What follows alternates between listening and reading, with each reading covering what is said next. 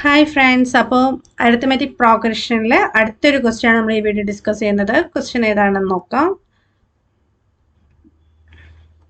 12, 19, 26 അങ്ങനെ പോകുന്ന ശ്രേണിയിലെ അടുത്ത പദം ഏത് എന്നാണ് ചോദിച്ചിരിക്കുന്നത്. എന്ന് പറഞ്ഞാൽ ഇവിടെ 3 പദം തന്നിട്ടുണ്ട്, 4ാമത്തെ പദം ഏതെന്നാണ് ചോദ്യം. അപ്പം അതിനെന്ത് ചെയ്താൽ മതി? ഇവരുടെ പൊതുവ്യത്യാസം എത്രയാണെന്ന് കണ്ടിട്ട് 26ന്റെ കൂടെ എന്ത് ചെയ്യാം? കൂട്ടുക.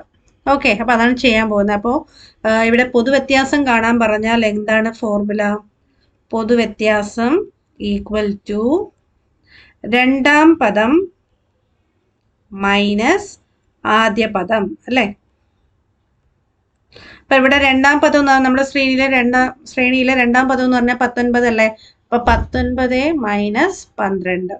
19 12 മൈനസ് ചെയ്യുമ്പോൾ നമുക്ക് എത്ര കിട്ടും? 7 എന്ന് കിട്ടും. ഈ 7 എന്ത് ചെയ്ത് കൊടുക്കുക? നമ്മുടെ 3ാം പദത്തിന്റെ കൂടെ ആഡ് ചെയ്ത് കൊടുക്കുക. ഓക്കെ, 3ാം പദം ഇവിടെ 26 ആണ്. 26ന്റെ കൂടെ 7 ആഡ് ചെയ്യുമ്പോൾ നമുക്ക് എത്ര കിട്ടും? 33 എന്ന് കിട്ടും. സോ നമ്മുടെ ആൻസർ ഓപ്ഷൻ ഡി ആണ് ഇവിടെ കറക്റ്റ്. ഓക്കെ അല്ലേ? ക്ലിയർ അല്ലേ? അപ്പം നിങ്ങൾക്ക് ഇഷ്ടപ്പെട്ട ലൈക്ക് ചെയ്യുക, ഷെയർ ചെയ്യുക, സബ്സ്ക്രൈബ് ചെയ്യുക. Thank you.